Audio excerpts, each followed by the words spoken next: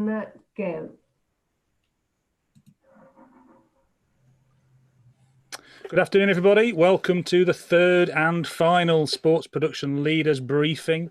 This one is with outside broadcast facilities providers. My name is Will Strauss. I am an editor at SVG Europe. My co-host today is my boss, essentially, SVG editorial director Ken Kirschbaumer. So I'm going to be on my best behavior. Hi, Ken. Hey, Will, you're my boss today for this session. Okay, we'll go with that, shall we? Yeah. So wait, I have to say something real quick. Go for it. I got this Tottenham Hotspurs scarf in the back. People always write me, how can I be a Spurs fan? I live in New York City. I don't know what the issue is there. I know the Arsenal people don't like them, but it's hanging for a friend. Okay, so please no emails about my loving the Tottenham Hotspurs. Just want to get that out of the way. Glad we've cleared that up early. It was the elephant in the room. Back to the point. Over the next 45 minutes or so, we're going to chat about some of the new technology innovations that we've seen recently. We're going to just discuss some recent production and workflow challenges, and we're going to explore some of the problems that we are still yet to solve. If you have questions for the panel, please use the Q&A tool, which you will find at the bottom of your screen. We'll take questions throughout. If we'll try and insert them where they're relevant. If not, if they're a bit left field, we'll leave them to the end. But please use the Q&A tool. We really appreciate it, rather than the chat tool. Before we start the discussion, we bring out our guests. We are very lucky to have a sponsor for this, which is Panasonic.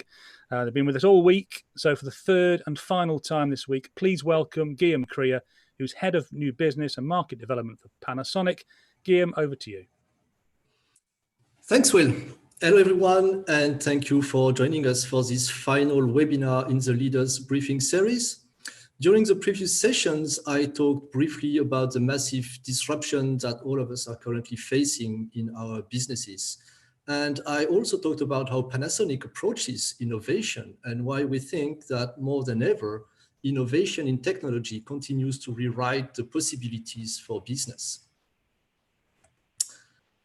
How to innovate and optimize is clearly at the core of our R&D development. So we have this concept of smart live video production, which is a quite good example of this.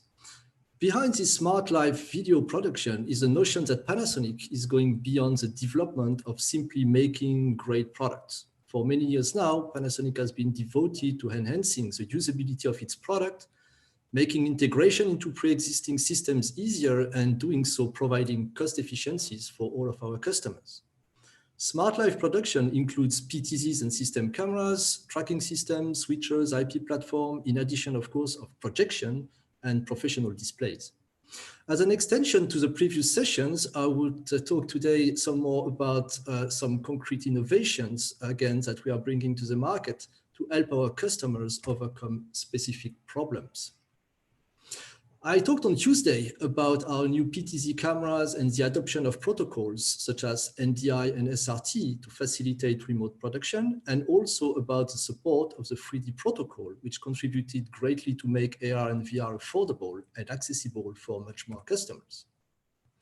Yesterday, I presented our 8K ROI system, an automatized and next-generation production tool for local and remote production, which allows to provide up to 5 different virtual camera shots from a single camera position by cropping simply into its 8K canvas. And today, I will focus more on Kairos, our new IT/IP platform that I briefly introduced yesterday. So we just released this platform, Kairos, on the market. And as I said, it's a new generation IT/IP live video processing platform that basically enables unprecedented productivity for broadcast studios and live events. Basically, Kairos breaks free of the boundaries that come with traditional hardware, allowing production to become even more flexible, dynamic, and powerful. Panasonic with Kairos is again demonstrating great innovation capabilities. The traditional approach is to send baseband signals to specialized hardware products, processing these signals using dedicated hardware boards. The current approach on the market is to make the transition from baseband to IP signals. However, dedicated hardware is usually still required, which is costly and brings many limitations. Now with Kairos, Panasonic goes IP and at the same time uses IT components and software processing, opening the way to a new level of performance for our customers. One of Kairos' strongest features is to be fully resolution and format independent. It's also based on the latest technology in software CPU, GPU processing, allowing to get access to performances currently impossible to get with traditional hardware-based products. Kairos can operate with standard resolution and formats like HD and UHD, of course, but also with non-traditional formats, such as 32:9 for an LED backdrop display, for example. The size of the canvas is freely set by the operator and is rendered live, allowing Kairos to be used as a broadcast switcher and also as a presentation switcher. On top of being resolution independent, Kairos acts like a Photoshop-style tool for live compositing and allows to manage freely an unlimited number of video layers in real time. With Kairos, the concept of scenes is replaced by mix effects, is replaced by scenes, and the layers are replacing the traditional concept of key in a switcher. So one single Kairos server allows to create in a very short time, very intricate compositions that would probably be extremely difficult to create with traditional hardware products, just like the one we are showing here. Kairos is also the center part of the ecosystem and is a platform and not a dedicated product or tool and can serve many purposes. It will also address many markets. The first version of the platform can be used as a broadcast switcher and a presentation switcher. And on top of that, many more features will be added along the way. So what you get with Kairos is one platform and many applications. So Kairos in a nutshell is based on a unique groundbreaking software development, all relying on CPU and GPU processing power, offers true uncompressed video processing and uncompressed 4K inputs, use precision time protocol for synchronization, gives full support of baseband and IP signals all at the same time, gives access to a user-friendly software interface, and offers a super low 1 frame latency processing. So first on the market, and it's making Kairos an extremely powerful tool in all contexts and applications. And last but not least, as mentioned, Kairos acts like a Photoshop-style tool for live compositing, giving access to unlimited video layers. So I'm pleased to say that Kairos is now available and shipments start this month. This wraps up my presentation for today, and I would like to take this opportunity to thank all of our customers for their trust and continued support. And on behalf of Panasonic, I also would like to wish everybody to stay safe and well. Thank you for your attention and have a great session, everyone.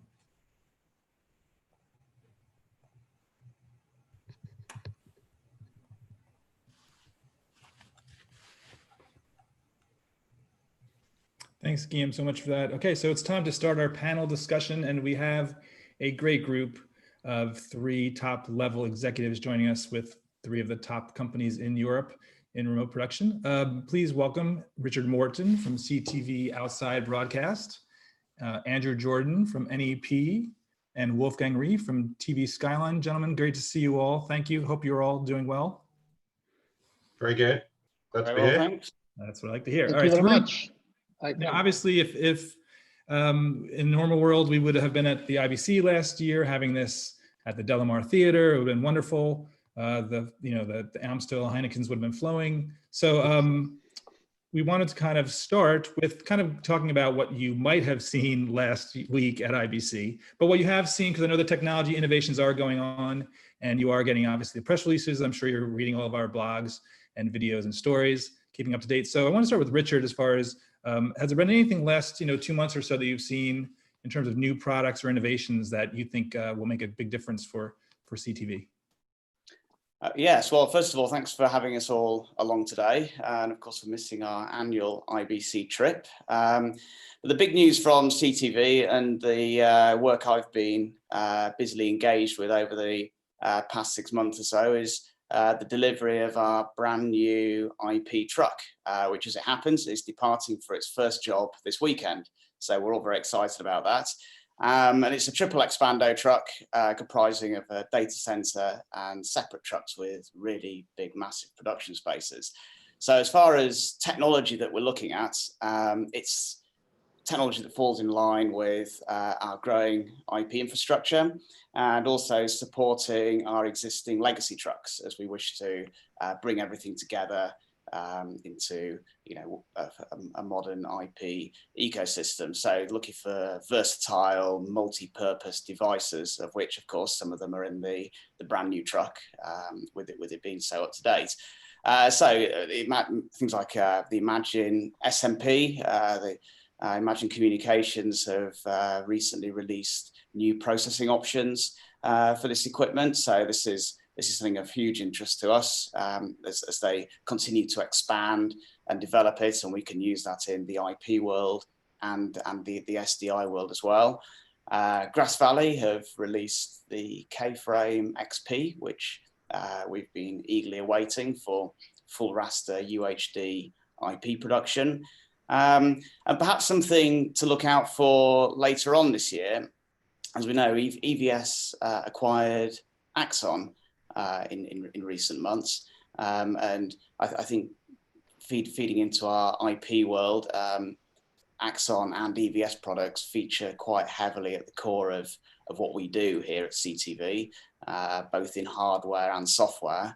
So I think it's going to be really exciting to see what these guys bring together. We know that Axon have their control system Cerebrum, and EVS have the Scoremaster application. We use Cerebrum in every truck and every system that we have, and it's going to be very exciting to see how some of the IP developments, both, as I say, in the hardware and the software, come together from those companies. But having just built the truck, one of our most challenging experiences is the control and management of the network and of the IP devices. So seeing, as well as the lighting, it seems. So seeing what these guys can bring together to support IP deployments is going to be very exciting. Sure. Wolfgang, from the TV Skyline perspective? Well, I missed, and before that, hello to everybody out there. I missed being together with all of you because even that we have these technology with Zoom and all the other products, it is not the same, as we all know, than being together, including the missing beer can. I also had a look again and again on what is going on, and our focus was a little bit more on these kind of streaming, encoding, and cloud technologies during the last months.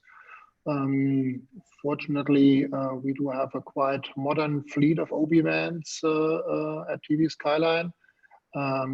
So that gives us the opportunity to focus on this kind of technology, which we, fortunately, started some time ago before. So we did not start in March when the lockdown shocked us and said, oh, what is this now? So we continued, but with a kind of turbo to work on this new technology.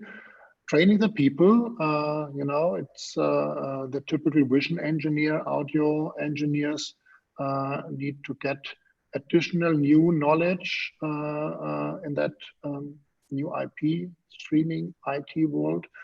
And that is a continued process, what we are doing now. Yeah, we'll talk about that a little bit later. So, Andrew, I guess if there's anybody here who is missing IBC, it's probably you, because I don't think you've had a chance to meet with anybody since you joined NEP 3 months ago. I mean, who knows, hopefully before the end of 2021, I don't know, you may make it 15 months without getting a chance to say hello to anybody. But first of all, welcome to the industry. Give us a little bit of background as far as where you came from, because I know that you've worn a couple hats in the industry. So first, I want to give you a chance to kind of introduce yourself a little bit. Yeah, I mean, you're right. Welcome everyone, and thanks for inviting me to this. Yeah, it's been a slightly odd experience joining a company and sitting in this chair for about, it feels like 20 hours a day, and not actually flying anywhere to go and see anyone. I was fortunate enough actually to go meet many of the exec team in Pittsburgh before lockdown, so at least I've met some of my colleagues, if not sort of been around our main centers of operation. But the role's a new role. I suppose there's two kind of main focuses when we think about our traditional broadcast services business and our relatively new media solutions business. On the one hand, it's taking a really kind of holistic view across all of our CTO groups and saying, you know, how do we start to be more obvious and defined about our technical strategy and our roadmaps, and sort of put our stamp on things, some of which I'll talk about when I talk about things we've been up to. And then the other is to really think about what the future holds. You know, what does the future hold for our business? Where's the industry going? You know, some of those key trends, and really, you know, we're fortunate that we've got a fantastic investment partner in Carlyle Group, who are really encouraging us to think in a fairly broad way about where we can take the company, and you know, driving that hard as we accelerate our way out of the lockdown. So it's a very broad role. It's obviously exciting with joining just around about the same time as our new CEO, Brian Sullivan, who's obviously going to come with a huge amount of experience, having worked at Sky and Fox before. So yeah, it's good to be here. So as far as the, because when you were at NBC, you mentioned how that was a few years ago, and NBC was just embarking on their new broadcast facility, looking at IP and all kinds of new technologies. So when you come back in, you know, obviously things have evolved. So what's been your take as far as the evolution? Were you kind of surprised at the state of things now and the acceleration that's going on? Yeah, it has been an amazing sort of step in, step out, step back in again. I joined NBC back in 2012. Jeff Shell, who was running international for NBC at the time, hired me, and it was when kind of OTT was really beginning to hit the big league, but not in a way that it has now in kind of creating, you know, new modes of production and new players in the industry like DAZN. And that sort of genesis really started a process that resulted in building a huge media operations center in a place called Dry Creek, just outside Denver, that I was heavily involved in both the business case and the resulting build. And I remember when we stood that facility up, looking at where was best in class in terms of you know, advances in technology around media asset management, around content distribution, what role cloud played, you know, what role SDI still played as we moved towards IP. Obviously 2110 wasn't around then, and then kind of seeing that sort of set in motion. And then I stepped away for 4 years to go and work for another private equity backed business outside of media, and then coming back in and seeing that just now become so much more commonplace. And in fact, a couple of things, you know, that I've seen most recently since I've joined that I think are good sort of, I think they're good indicators of where this industry could be headed. I think one was one that you pushed out a couple of months ago, I think, or no, actually more recently on from Grass Valley on that AMP product. So thinking about where you can achieve cloud production fully, and not just using cloud for pieces of it like media asset management. And the second is Amazon's announcement, which I think was either yesterday or today, which is their cloud digital interface. And actually, you know, that to me is now addressing one of those big key barriers to achieving cloud production, which is, you know, how do you overcome latency at scale? And you know, obviously it's new, so we'll see. But I think that's a very, very interesting development. My turn to jump in. Thank you for that, Andrew. That's, I mean, talking of interesting, you did join at something of an interesting time. It certainly has been the most unusual 6 months I can remember in my 20 years covering this the TV market. But what have you been involved with, and what's NEP been involved with recently? What challenges, and how have you overcome them? I mean, clearly the industry has been challenged as a whole. You know, notwithstanding the obvious statements around, you know, big events being taken out of the calendar or pushed into next year. COVID's obviously created constraints around, you know, proximity of our workers, particularly around trucks and truck design. I mean, it's interesting because I spoke at the top of the call around things that got accelerated as a result of COVID, and probably one good example, which was covered on SVG as well, was a project that we did for Fox Sports in the Netherlands, which was actually in frame pre-COVID, but COVID allowed us a little bit more time and breathing space to actually build this out in a bigger way. And in essence, what we did was we took a very traditional kind of SDI based infrastructure and moved it to a 2110 compliant IP infrastructure. So it really was truly moving to a hub and spoke architecture. So all of the technology sits back in our Hilversum data center, and all the the control interfaces, monitors and cameras, etc., are in the Endemol Shine building, about 10 kilometers, I believe, away from Hilversum. So that's where Fox produce all their live sports. Now, obviously, what that then gives you is access to all of the equipment that we have back in our data centers, which we can kind of dial up and dial down pretty freely. Whether it's putting additional replay channels in, or doing live event streaming, or bringing elements of augmented reality or enhanced graphics in play. Looking at remote cameras. Getting very creative with editing.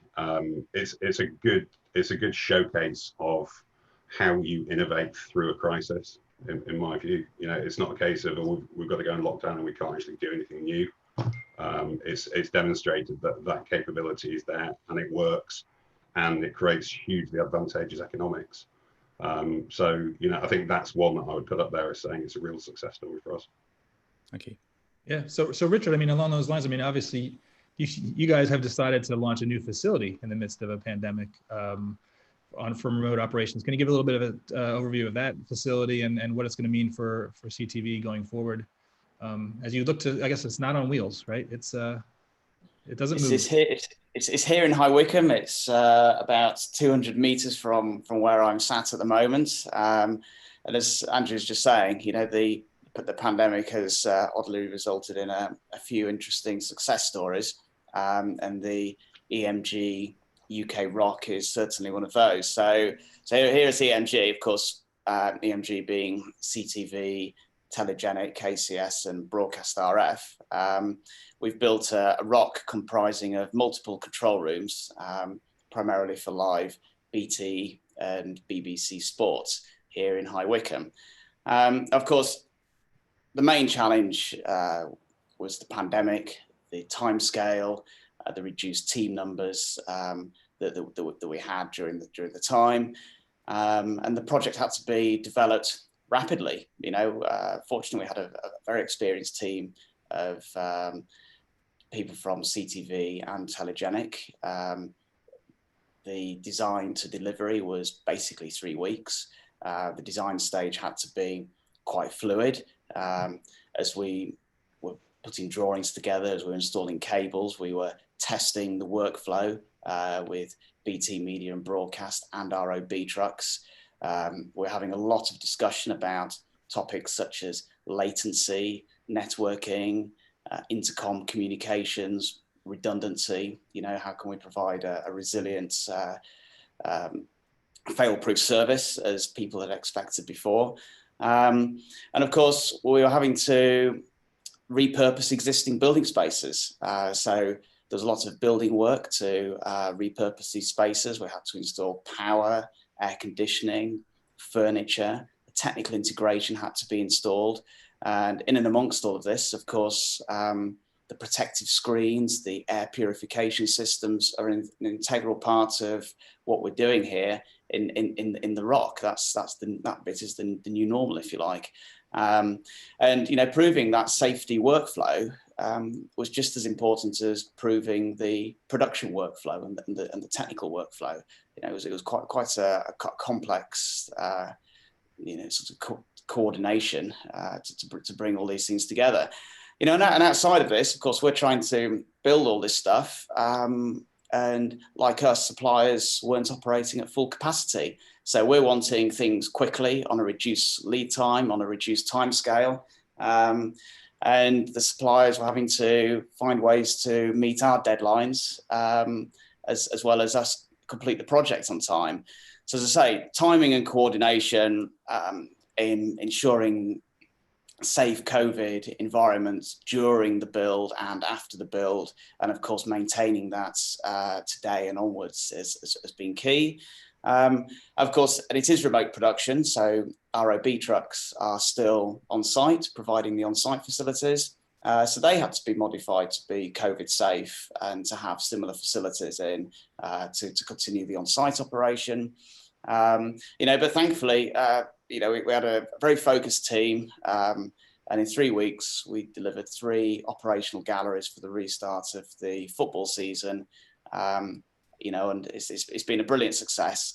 And as we speak, the Rock here in High Wycombe is being expanded, and additional facilities are being added for the restart of the season. And we've also built a similar facility up in Salford to expand the northern counties as well. Excellent, great. So Wolfgang, I mean, how have you approached it from your company as far as this new opportunities around remote production? And it's interesting when I think back to conversations we've had in Europe at SVG Europe events, as far as this whole, you know, ability to kind of have people working from home in disparate locations and separated. You know, in the US, obviously it's much more attractive because we have a big, massive country, but in Europe, it's been very much of the mindset of, well, in Germany, we can get the trucks from point A to point B, so we don't really necessarily need these sort of facilities. So what's your take? You know, has the pandemic changed the philosophy towards remote production facilities? Yeah, indeed, Ken. It is typically a little bit more conservative or traditional, and the country is not that huge as the US. The transition is not this fast and this hard as in some other countries. So when I look back, beside the main lockdown phase of a couple of weeks, where, let me say, nearly nothing happened, then we came back with the Bundesliga. I think this was recognized worldwide with the concept of the hygiene, and yeah, we have been involved there. We did productions every weekend. It worked fine, and it was a traditional outside broadcasting on every match, so no change, except we have no audience in the stadium, and we had less people in the OB truck, and yeah, everybody's wearing a mask and so on, as everybody knows. So from this point of view, the change was not as big as Richard talked about here in Germany so far. We decided to take some work and more time into developing flexible remote production kits, streaming kits, more for our customers in the industry, so the corporate clients. And therefore, we needed flexible solutions. For example, we just developed a kind of, we call it silver box. It's a cube with a server in it and some additional technology, and we can handle this kind of box for a lot of different tasks. So it can be a production unit, 3-camera unit, whatever. It can be a slow-mo highlight machine. It can be, on the other side, a exchange of an SNG, so just to bring signals from A to B. You can use it as an encoding and decoding device. Yeah, it's flexible, stackable, and we use it for a lot of different tasks in the meanwhile. So yeah, you're completely right. The situation is a little bit different in Germany. Now in September, I just can talk for us, for TV Skyline, we have the same amount of jobs, of productions than we had that before Corona. And but it's still the point that we are looking into a future where we not exactly know where it will go. It's interesting you should mention about the trucks before and after, and not knowing where to go. I'm interested to get a view from the whole panel, really, about the commercial pressure you've been under. There was obviously a period in the spring, where there was no work going on at all, no sport. And then it's come back very, very quickly. Maybe we'll start with Andrew this time, if you don't mind. What sort of commercial pressures has NEP faced in the last 6 months? Well, it's probably no surprise to say it's not just us; it's everyone in the broadcast business. You know, whether it's advertising revenue, whether it's it's sports that are getting postponed and cancelled. I mean, our approach from day one, the minute the lockdown, the crisis started to hit, was actually focused on things like keeping our employees safe, and actually thinking about how we innovate our way out of the crisis. So, and that's not just us, that's actually working with our customers, because they're going through the same challenges as we were.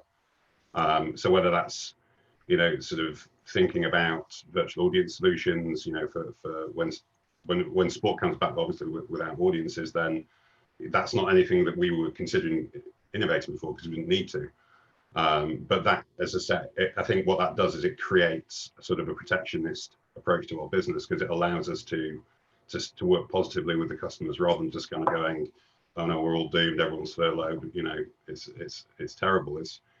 We kind of took a very different perspective, and we said, what's the best way we can keep most of the most of our employees that we can gainfully employed in thinking about innovation, and actually thinking creatively how we can get sport back quickly once obviously government regulations allowed it.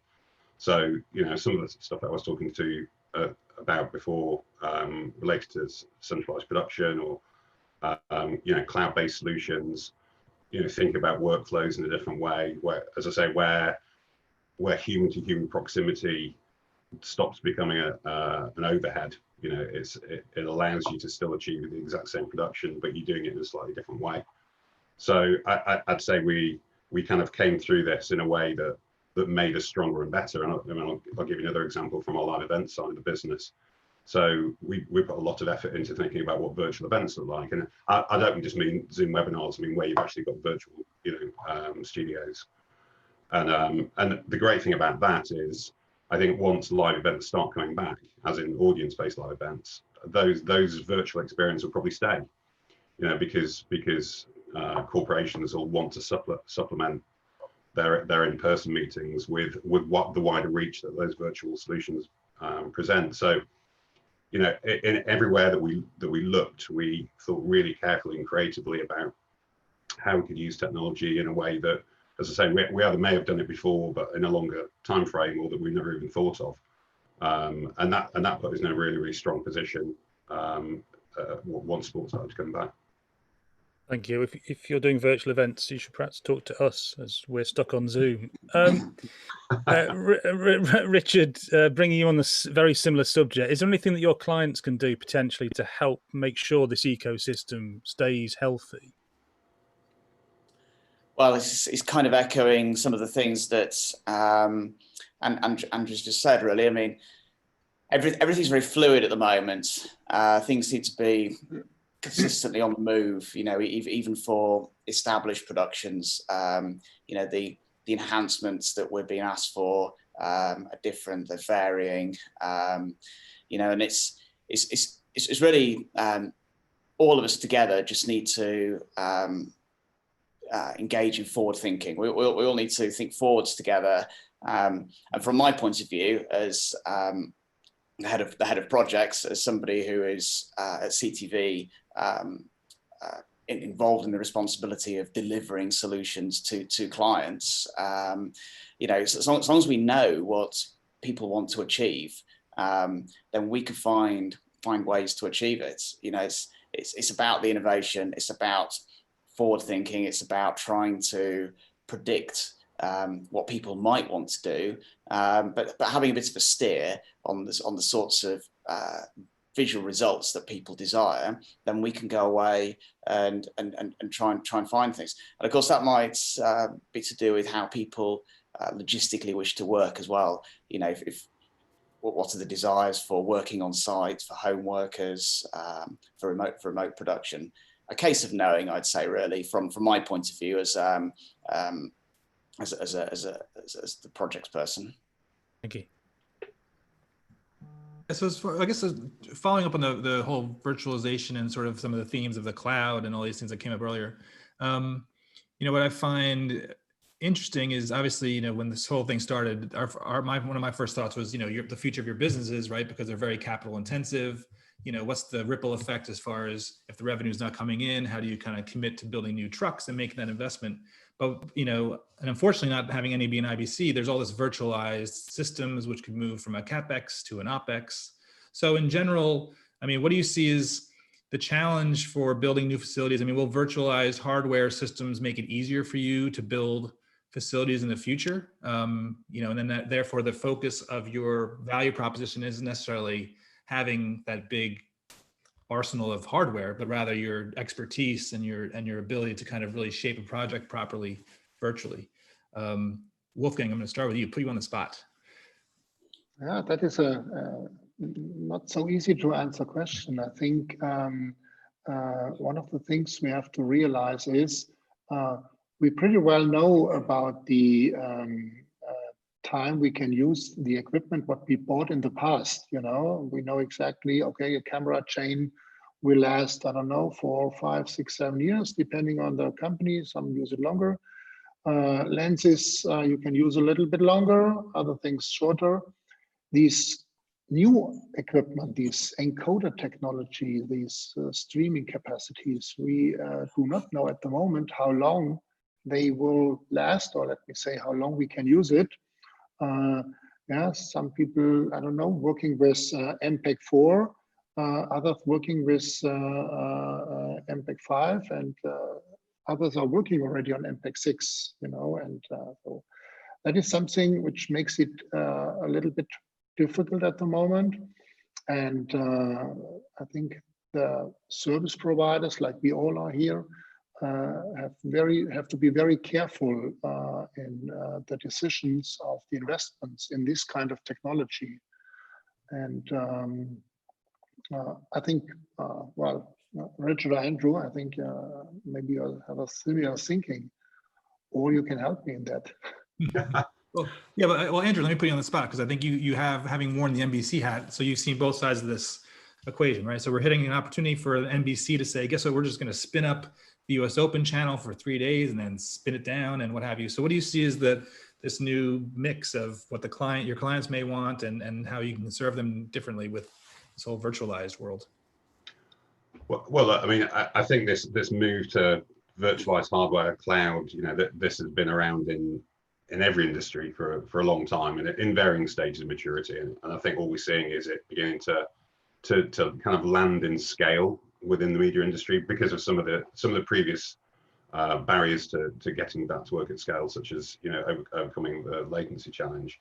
I mean, I think as I see this whole thing evolve over time, it's almost like kind of 3 layers that I see. You're going to have at the top layer, you've got things like the Super Bowl, the Olympics, the World Cup, those very, very premium, you know, high grade, high quality productions. Can I see that going to cloud anytime soon? No. I mean, there is just so much complexity to doing that. I mean, I remember going down to the RBC in the London Olympics when NBC were doing the Olympics then, and just the complexity of what was being stood up then. And I can only imagine what it's like now. And you know, the logistics of trying to get that across all the different locations when you're producing something like the Olympics.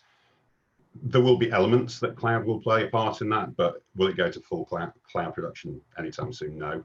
So I think if you kind of come down to one rung below that, I could see the benefits coming from using centralized production at scale becoming a bit more frequent.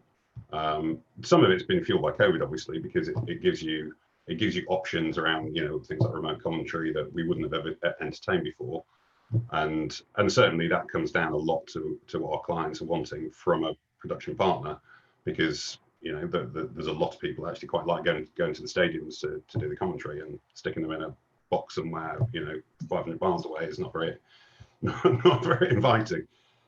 So I think you'll start to see this sort of mix between that first tier and the second tier start to sort of flex a bit. And then I think that third tier is when you've got much more opportunity to start to expand live production into areas where it wouldn't have been cost effective to roll a truck to. So if you're looking at like college sports or events where if you can truly create a commoditized cloud offering that's very low price point entry, and it's like a 4-camera game, and you might be able to even control some of those cameras robotically, then I could start to see you're opening up live sports, you know, particularly if it's delivered at a streaming service, to a much greater audience than we've just ever thought possible before. So I don't think it's a kind of an either or, I think it's an and. And, you know, I suppose the good news is we're looking at all three, and you know, and responding and working with all of our clients to offer them options. So, you know, if like we did with Fox, and so I don't see it necessarily as a threat and a sort of trying to erode our traditional OB model. I think it's just more, it's giving clients more flexibility in the way that they think about doing productions. Sure. Richard, from your standpoint. Yes, I think there's some interesting points there. I don't think we're going to be seeing, from our point of view, in big, large-scale OB trucks and fly packs, 190 inputs of virtual switches in the cloud anytime soon, doing 4K. So of course the connectivity is a problem. The storage space is a problem. On it goes really. It's about some of the smaller scale productions, perhaps, and from our point of view, it's perhaps understanding how we can use virtualization to perhaps as a way of enhancing and broadening the depth of our services that we can offer. We've already talked about how we've made the brave move to remote production as a result of COVID, you know, and maybe using virtualization we can broaden those services. But it's also been interesting to know how we could use it to reduce the amount of equipment that we have to transport and freight around. You know, can we reduce our footprint on site in some way or another? Be it in the physical footprint and the carbon footprint on site, you know, or can we use it to take affordable services to a client's doorstep? You know, and certainly we're well on the way making our transition to IP. We've got some great IP workflows here, and virtualization is perhaps the next step. But it's seeing which tier of production it fits into. But as we're seeing, we're having to adapt and be flexible to what the marketplace is looking for, and that involves bringing solutions of all different scales. And this is just another peg on that scale, perhaps. Interesting you should say all those things, because there's all IT things, aren't they? We used to talk about broadcast things and cables and BNC connectors, but these are all IT things. I'm wondering, maybe Wolfgang, you'd be a good person to answer this question. Do your staff and your crew and your people now need IT knowledge as much as anything else? And what sort of IT knowledge do they need, and what's prompting it? Yeah, indeed. It is necessary for us, and I think for all the other service suppliers on the market, to add this additional new knowledge to our audio engineers, to vision engineers, to everybody. Also because I think these people, which are very important for our industry, they know how productions are done. And I personally think it is not sensible now to try to bring broadcast or production knowledge into IT guys and let them go on site or do the production even in a central control room. It is easier to bring this IT knowledge to our broadcast experts. And yes, we need IT experts for the very detailed, deep problems we are facing. But at the end, when these kind of systems are set and done, you know, and then we go a little bit more on the recall button of a VSM system or whatever. And so I think these guys need that knowledge. Yeah, we continuously work on that at TV Skyline. And it is a kind of knowledge, how to handle big bandwidths on a network with special switches. You know, is it better to have a 10 gig or a 25 gig SFP? How can you go with the layers? What are the settings of the switches? Which switch working with switch one and not? Yeah. And it's so in detail, and so as some of the equipment we need now is not as expensive as a router in the past, maybe, or a switcher in the past. On the other hand side, we need more knowledge. And because of that, this question, well, it's the right question. And everybody has to focus on that. That is what I would personally recommend. Thank you. Can I just very quickly ask Richard and Andrew, is it easier to teach a broadcast person IT skills or teach an IT person broadcast skills? That's the loaded question. Well, It is, but it's one of my favourites. That's You've only got 10 seconds. Well, that's very difficult. I think it's more difficult to amass the broadcast production knowledge, or perhaps I'd like to think it is, because that's the field I'm from. So I'd say our primary objective here is delivering television productions. So first and foremost, you've got to be able to pull a television production out of the bag. Unfortunately, there's a lot of places, and we've invested at CTV in these sorts of platforms for IT and IP training, and it's available on all levels. And I think the big thing is the next generation of talent that's coming through all of our respective companies. It's starting then to the next generation. It's about the next generation gathering and amassing the experience of the big productions that we put together, all the different genres, but also nurturing the IT training from the outset, I would say.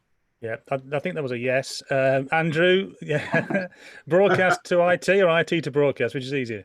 Well, I'll tell you what I will say. I've seen a lot of the broadcast engineers just self-starting in this area and going out and figuring stuff out and actually being really interested.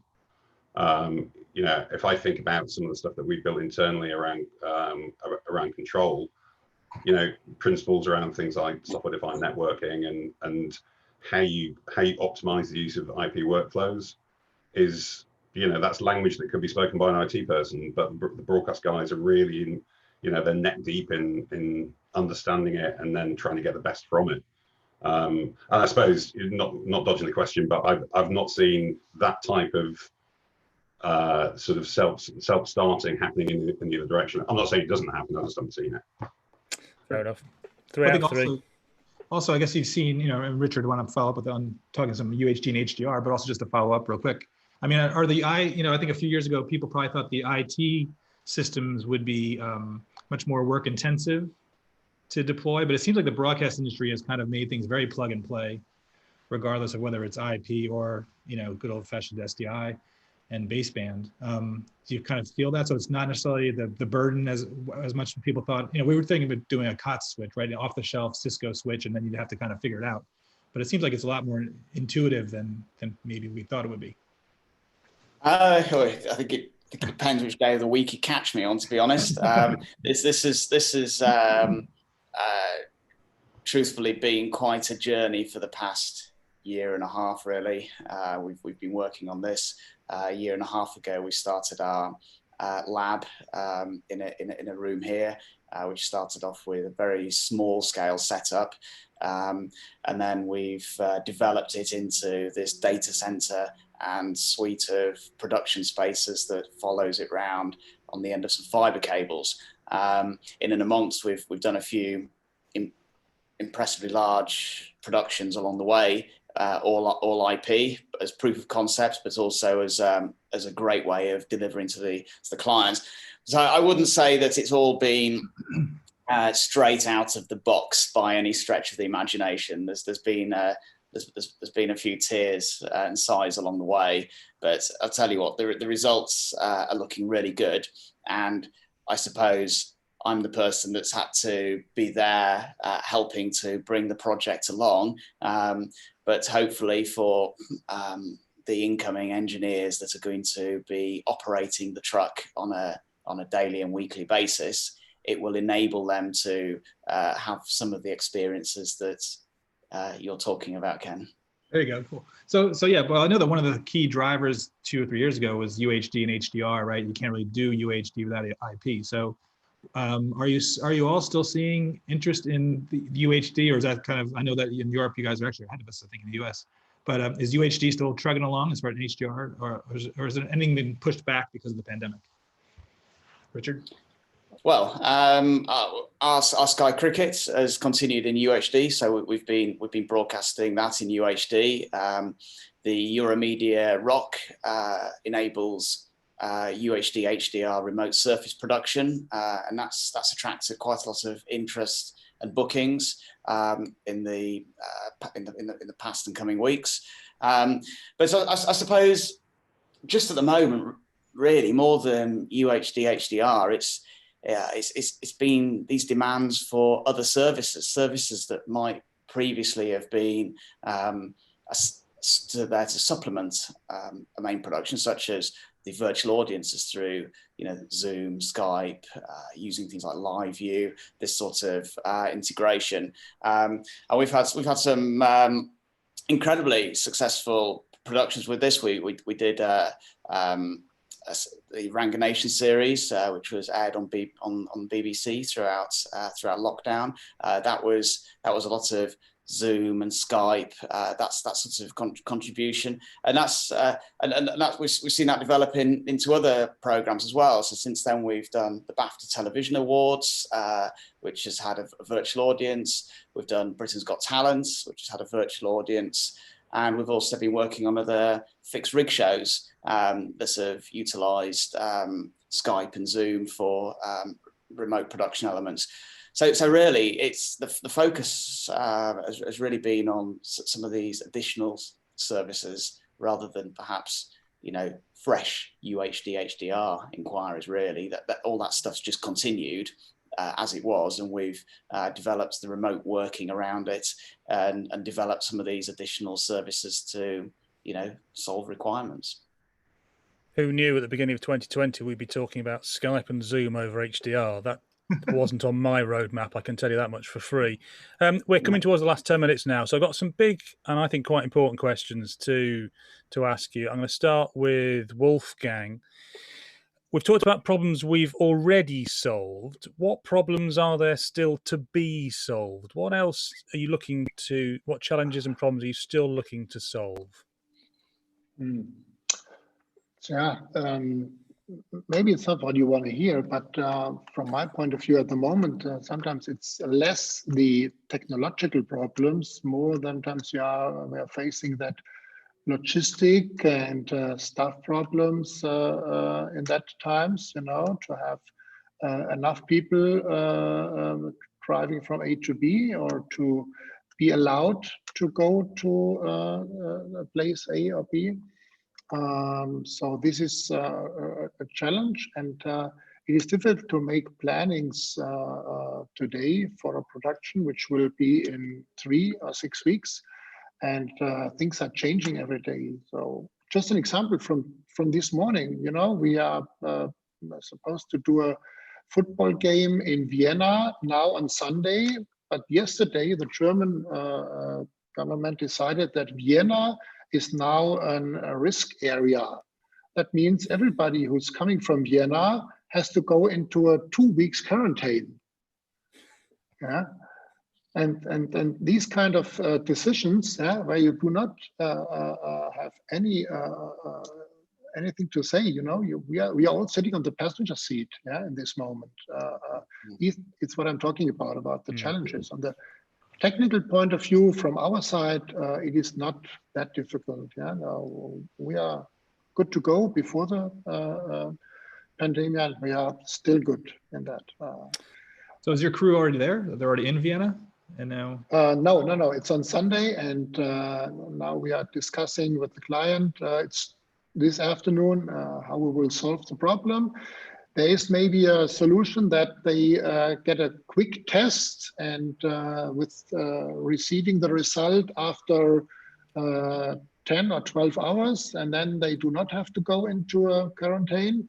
But then the Bundesliga comes and says, oh, if you have been in a risk area before, you're not allowed to come with or without a negative test. So that's it. And CTV had the same thing with the golf in Spain, if I recall. listening to Bill Morris and Hamish talk on our Clean Freaks calls. The same Yes, situation. that's right. That's right. We've just done a golf down in Andalusia, and then across in Portugal, and then of course, as you say, it's all about there's lots of talk about bubbles, the isolation on the way back. When can you enter the bubble? When can you exit the bubble? It strikes me as a logistical nightmare. Something I'm glad I'm not responsible for planning. Well, let's get it back to things you are responsible for. What other problems, challenges, technical workflow production, preferably rather than COVID, because we can't solve COVID unless you have skills that I don't know about.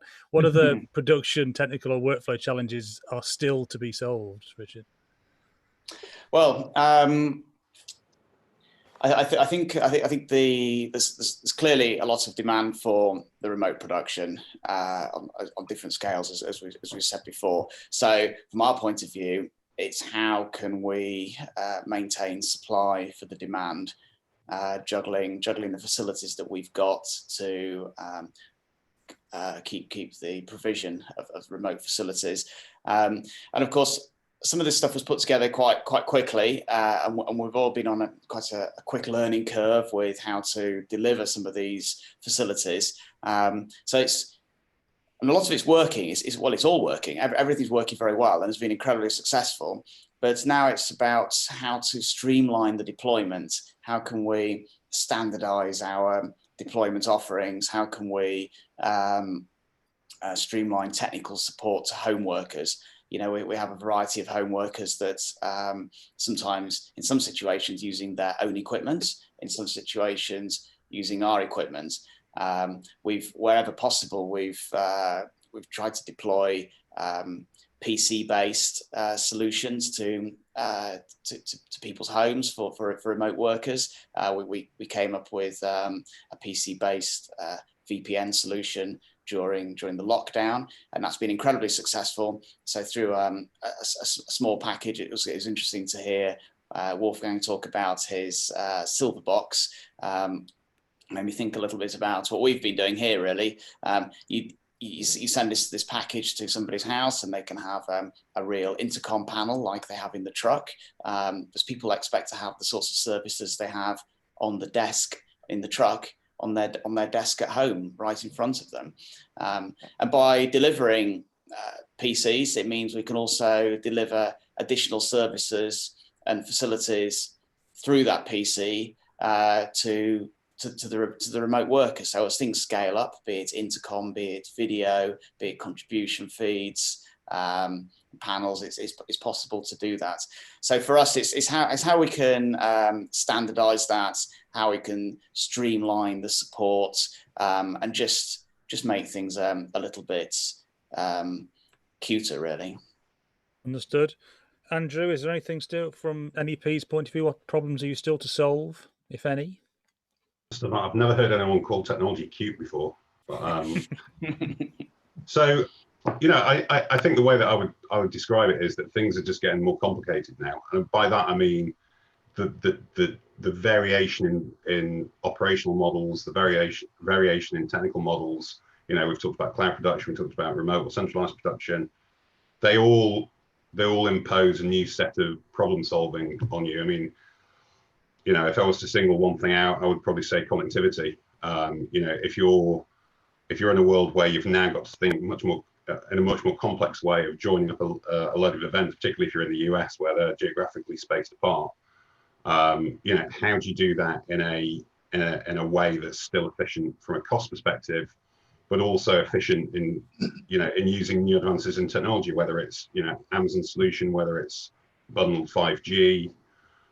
You know, how do you bring elements of SDN over the WAN so that you can actually create capacity on demand? I think some of those things we're walking our way forward on it, because our clients are asking us to. But I think we're still in that flux. I think Richard said it before. You know, we're in this very sort of fluid world at the moment, and we've just got to be on the top of our game, both in terms of listening to client needs and also being creative in what solutions we put forward. Okay. So I wanted to look forward, you know, before we leave, to the next year, which obviously if any of you can forecast the next year, starting with U.S. politics, I'll gladly discuss this. But you know, the whole world is obviously in flux, so there's no wrong answers here. But as far as the 2021 calendar, right? So some of the events have been pushed back from 2020 to 2021. What's your sense on the amount of business that you're anticipating next year? I mean, do you think it'll feel normal as far as the schedules, since a lot of the leagues and federations have really kind of figured out how to do testing properly? Are you feeling, I guess, decently centered emotionally as far as the future of the business and the relationship with your clients? Wolfgang, I'll start with you. Well, that is a good question again, Ken, as usually from you. It depends, as we all know, on the things what happened with the COVID-19 and on the decisions made by the governments all over, and how many restrictions they will give us and or they will give on big events. And I think from my feeling, it is that we will getting back to this kind of so-called new normal. It sounds hard, but for us as OB van suppliers, if we go to a stadium, if there is there an audience or not, is not top on the list. You know, it's most important for us to go there and do the production, to be honest. And when or how many of the audience are allowed to come back is not this important for us. And I hope that other sports are able to get the problem solved with the financing. You know, football is receiving a lot of money from the stations, but the other sports, you know, will not receive so much money. Who need the income from the ticket sales? You know, this is a bigger problem, and we all do want to have a big variety of sports on the screens, and not only football and maybe Formula One. So yes, I see we will get back more and more, and we still all have to be creative, and we have to keep our fingers crossed that it will not get too difficult with the amount of people who get this virus. Sure. Richard, from the CTV perspective, as far as the return to normal, I mean, the Ryder Cup will be next year, hopefully, and there's a lot of other events going on that we're supposed to be this year. Well, we're hoping so, Ken. We're very much hoping so, and I think the positive thing is it's great to see that everybody, including the sports bodies, are very keen to stay on track. So, you know, we just have to hope that the Olympics do indeed go ahead. Perhaps at the moment, there's no reason to think there wouldn't be an Open, a Ryder Cup, some normal sports seasons. I'm sure they'll look a little bit different. But you know, these are huge events, and perhaps in the meantime, it's for us to keep you know, broadening the services that we can provide, listening to what's going on, and as best developing services and facilities to make sure we're not the block to anything going ahead. You know, just do what we can to keep the solutions and the services flowing. The question will be what happens with remote production. I think that's possibly here to stay for the foreseeable future. I think clients are perhaps enjoying the conveniences much as we've learned to enjoy some of that convenience as well. You know, and it's possibly quite interesting to see from the production company's point of view and our clients' point of view, the shift in the work-life balance with remote production. People aren't having to travel all over. People aren't having to drive up and down the motorways to go and do a 90-minute game. So that's an interesting slant that might cause the remote production to persist for longer, which we hope it does. So it just brings, that's good to be the element that brings you know, some stability to what we're doing, the ability to deliver those services and provide operational efficiencies through doing it. Right. So Andrew, I know you're new to the job, so don't want to put you on the spot totally, but as far as what's your sense on the next year on a global level, because NEP, obviously you guys have a good global perspective. Well, obviously, I agree with what the other two guys said, and I won't repeat that. I'll give you two other perspectives. I think the first one is, we've got to remember that, like I said when you asked me the previous question about what happened during lockdown, that our broadcast partners and even rights holders are they're struggling in the same way as anyone else in the broadcast industry is, but their struggles are slightly different. If you're a Sky and you've paid a lot of money to be able to put English Premier League on the TV, then if you don't have an experience that's of the highest possible quality, and that includes having a feeling that there's an audience there, because that's part of the experience, that are you going to get viewers who are going, that £100 to spend each month looking a little less like I want to spend it now. So you've got to think from the perspective of the end user.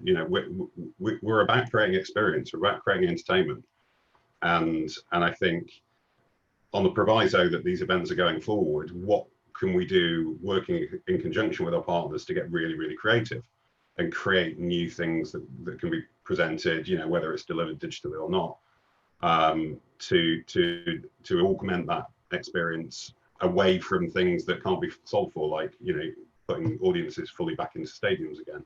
So I think that's kind of one area that I hope we see a lot more creativity in and change. And I suppose the other one is it's kind of linked to that, is helping customers with the economics of broadcast, and if we can reduce the cost of that broadcast by using things like remote production, then that's a win-win, because it's good for us because it keeps our facilities healthy and running and occupied, and it's healthy for customers because it reduces their cost of production, as well as some of the social benefits, such as it's cleaner and greener doing it like that, as Richard was just saying. So, but it all comes down to embracing change and actually seeing change as a good thing and a positive thing and a beneficial thing for this industry.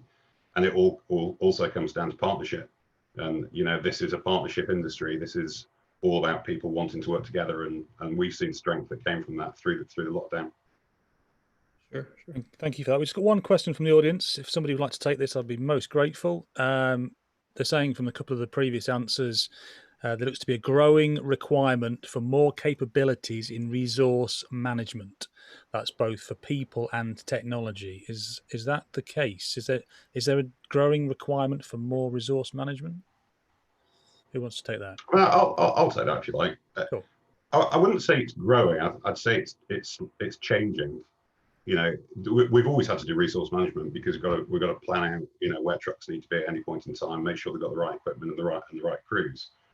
I think with the move to things like centralized production, it's just added another dimension of complexity, because the opportunity of being able to scale it beyond the walls of a truck is there. So you've got to be a bit more thoughtful about how you do that. And then you could even go as far as to saying, if you actually start connecting hubs together, so you might have a US production being supported by our Netherlands hub, that adds another dimension of complexity.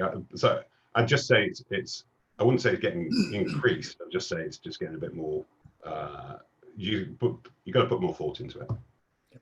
Understood. Thank you very much, Richard. Have you got anything to add before we wrap up today's session? On that particular question, yeah. or we have to manage bubbles, manage quarantine, particularly in the case of international travel, or even how different sports bodies, we can see variation between cricket, golf, and football here at CTV, as to how these different bodies wish to manage their bubble, and how they wish to protect the environments that the players, the contenders, and the staff and the broadcast personnel operate.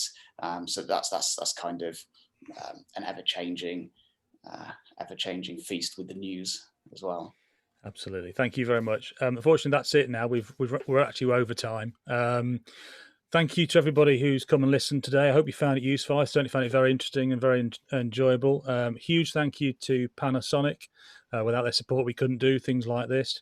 Thank you to the speakers who've given their time today, Richard, Andrew, Wolfgang, my glamorous co-host Ken as well, got up very early for this. Thank you all for being on this call today. Thanks to the SVG Europe team who put all this together. There's a small feedback form will pop up when you leave this Zoom webinar. If you wouldn't mind spending 2 minutes filling it in for me so we can keep improving these, I'd be most grateful. But that's it now. Thanks for all your time. Thanks for coming. Please stay safe. Have a good evening. See you all soon. Thanks, Will. Thanks, everybody. Thanks, Thank you very much. Thank you. Bye-bye.